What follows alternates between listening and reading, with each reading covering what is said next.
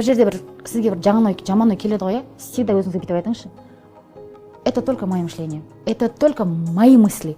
Бұл тек қана менің ғана ойым. Мен мысалы өзіме айтамын, Балқия, бұл тек қана сенің ойың. Мысалға да біреудің мен туралы бір, мынау мен жек көріп қалдым екен, мынау мен бүйтіп қалдым екен, или там, мысалы мен қазір 250 миллион теңгелік алан қаламен үйді сатып алып жатырмын, и соны ол қайдан ол маған деген ой бірден келеді ғой.